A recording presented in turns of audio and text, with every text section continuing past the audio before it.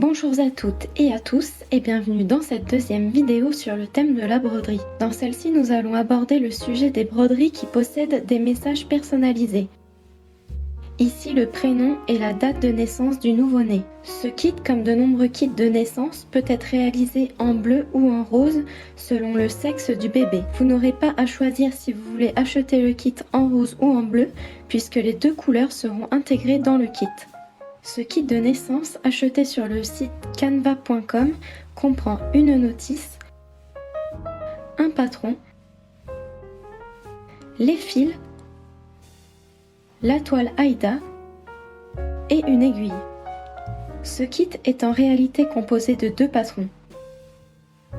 Celui de gauche est celui avec lequel je vais commencer puisqu'il donne le point central de la broderie et l'ensemble des points de croix. Après en avoir fini avec celui-ci, j'utiliserai celui de droite qui est composé des points arrière représentés par l'ensemble des lignes noires. Ce sont des points à réaliser en dernier et qui vont donner une jolie finition à la broderie. Puisque c'est une broderie personnalisable, la notice comprend un abécédaire et des chiffres. Je repère donc le point central de la broderie situé ici à l'intersection des lignes noires horizontales et verticales. Le point central de ma toile est facile à trouver puisqu'elle est déjà pliée en 4.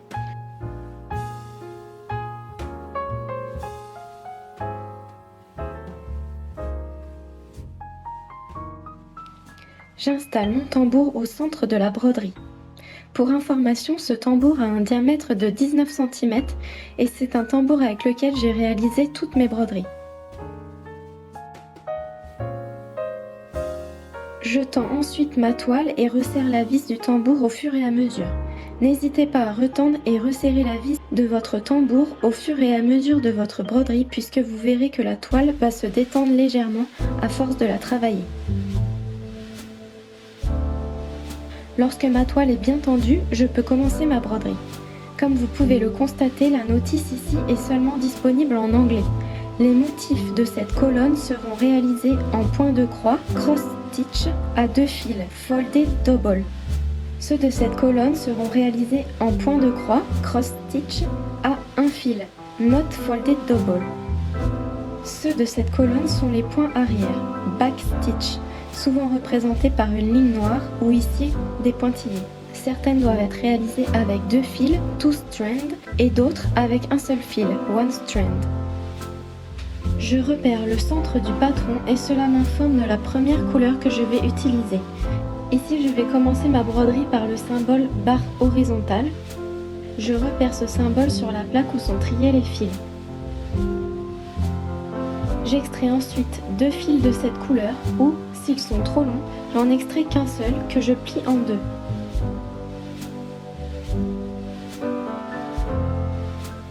Ici, je choisis de ne prendre qu'un seul fil que je vais doubler en le pliant en 2.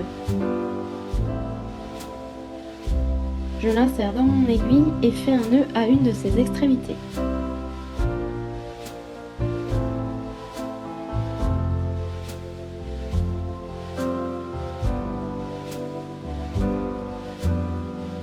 Je pique mon aiguille par l'arrière de la toile, au centre du tambour, et je réalise mon premier point de croix.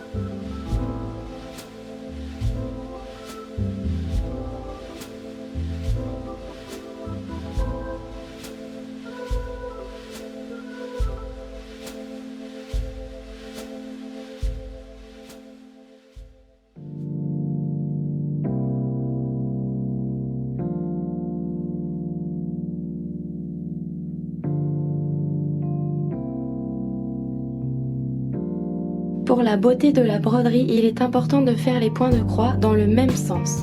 Si la première diagonale est la diagonale bas droite haut gauche, la diagonale du dessus doit être la diagonale haut droite bas gauche.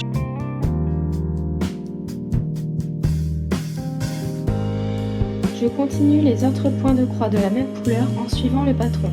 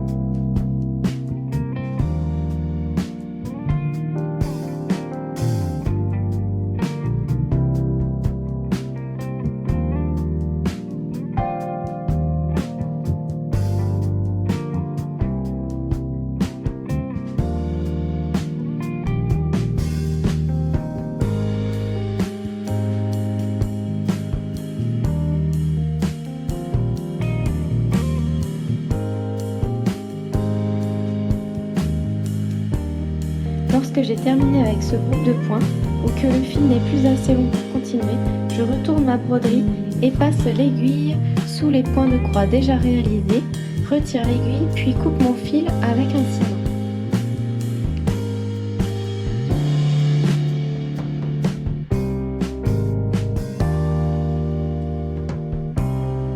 Je continue ma broderie avec le groupe de points W situé à côté de la zone de points que je viens de réaliser. J'utilise la même technique qu'avec la couleur précédente.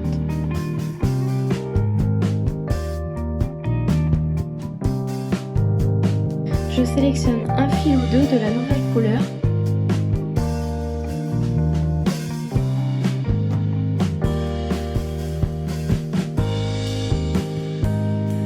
Je l'insère dans l'aiguille.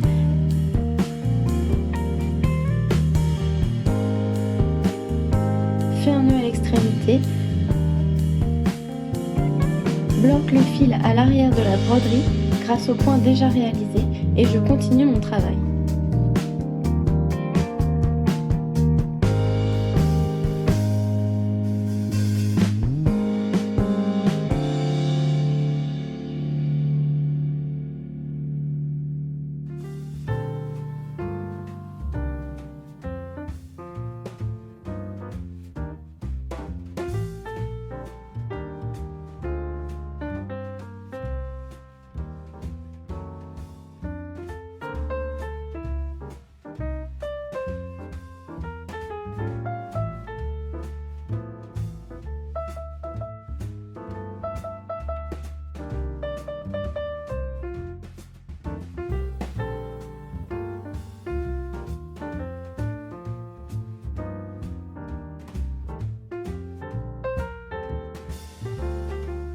Je n'en ai pas du tout parlé dans la première vidéo, mais pendant votre travail, il peut vous arriver régulièrement que le fil fasse des nœuds de lui-même. Rassurez-vous, ils sont très simples à défaire. Ils forment généralement une boucle fermée d'un petit nœud. Vous avez juste à passer votre aiguille dans la boucle et tirer la boucle comme pour l'agrandir, mais cela va la défaire et le nœud aussi.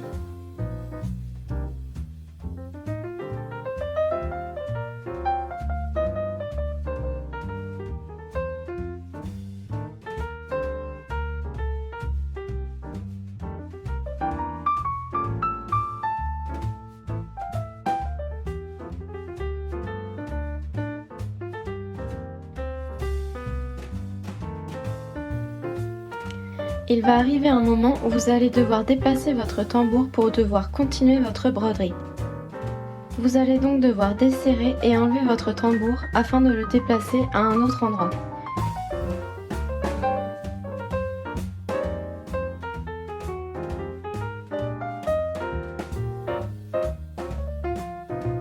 Ici, je choisis de continuer par le coin en bas à droite de la broderie. Mon tambour va donc se situer autour de cette zone.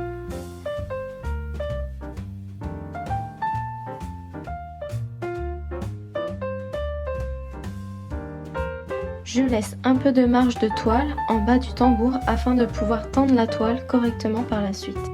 En haut du tambour, les points de croix déjà réalisés vont se retrouver coincés entre les deux cercles en bois du tambour. Rassurez-vous, cela n'abîmera en rien vos points.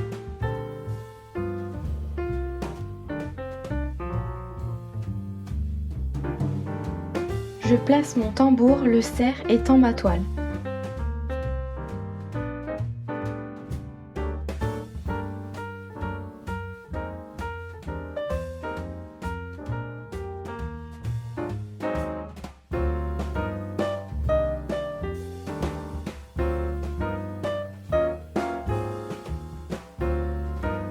Quand ma toile est bien tendue, je peux continuer mon travail.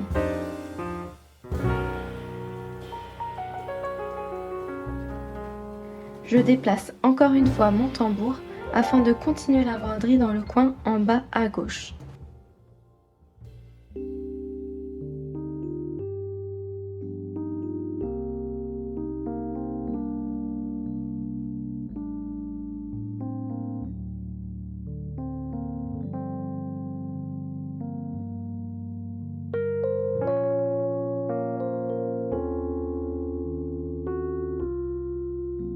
Tout Tout en bas du patron se trouvent des points avec une flèche allant vers la droite dans un carré noir.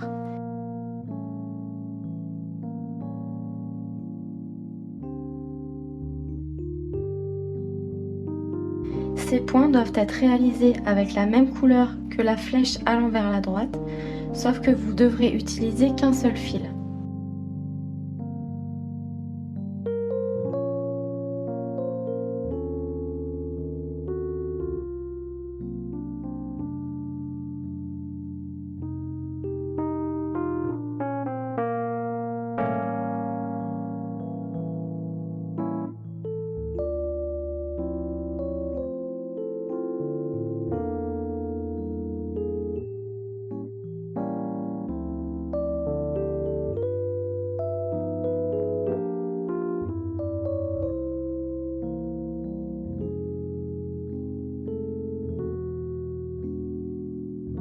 Je passe maintenant à la partie personnalisable. 4 lignes sont déjà dessinées et informent de la position du texte.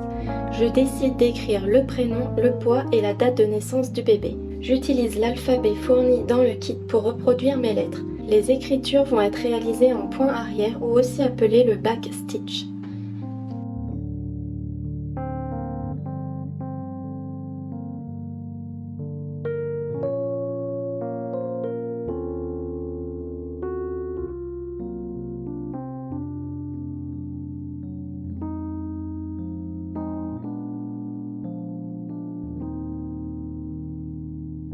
Je laisse un carré vide entre chaque lettre.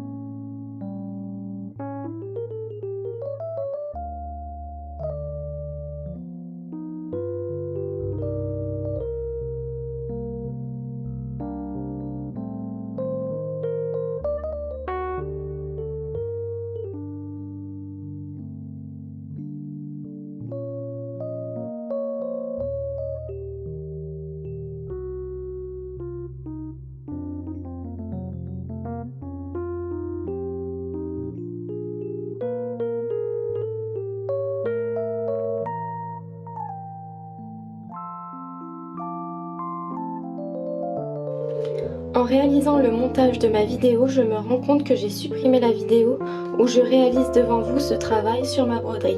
Je vais donc vous l'expliquer sur le travail fini.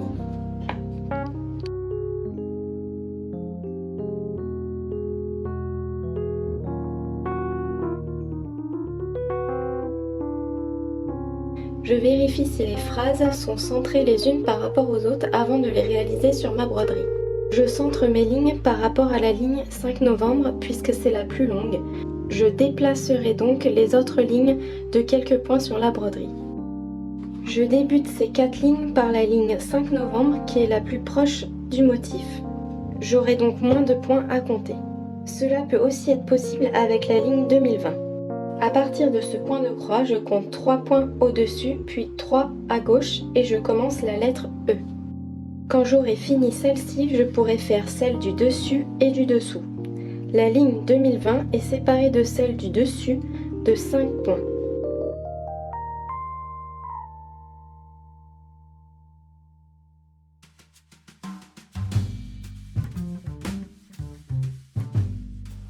L'arrière de ma toile ressemble à ça lorsque mon travail est terminé. Pour les points arrière ou back stitch, vous devez utiliser le deuxième patron avec les lignes noires. Pour le back stitch, vous allez faire des lignes et non des points de croix. Considérez que vous devez piquer l'aiguille à chaque fois que la ligne noire arrive à l'intersection d'un carré, représentant un point. Vous pouvez faire des points individuels quand cela est possible ou alors vous pouvez en faire des plus longs. Ils peuvent être réalisés horizontalement, verticalement ou en diagonale. Vous avez juste à suivre le patron. Autre exemple.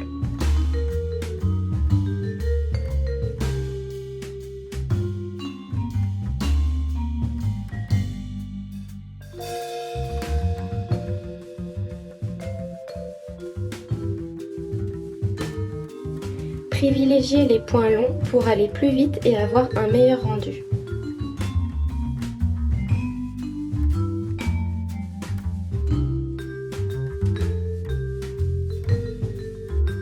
Pour faire le back stitch ou point arrière, je dois prendre un seul fil de la couleur K. Je fais un nœud au bout du fil, je bloque mon fil à l'arrière de la broderie et je peux commencer.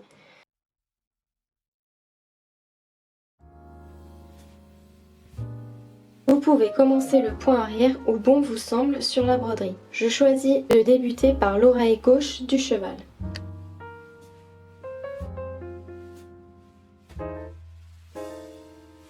Le back stitch ou point arrière va être réalisé par-dessus les points de croix. Vous devez donc avoir terminé tous vos points de croix de la broderie avant de vous lancer dans les points arrière.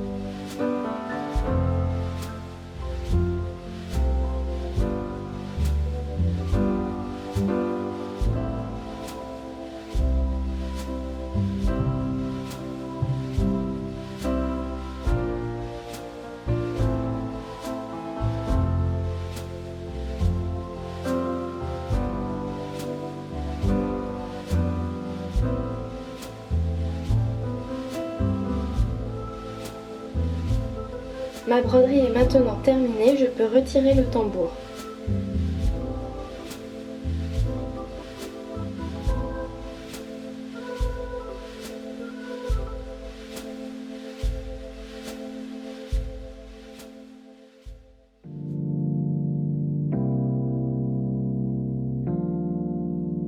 Au niveau de mes fils, il me reste toute cette quantité, donc soyez rassurés, même si vous faites des erreurs pendant votre travail, vous avez toujours plus de fils que prévu.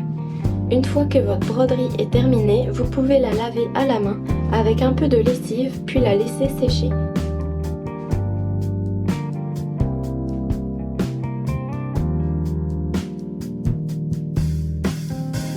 Une fois sèche, vous pouvez la repasser.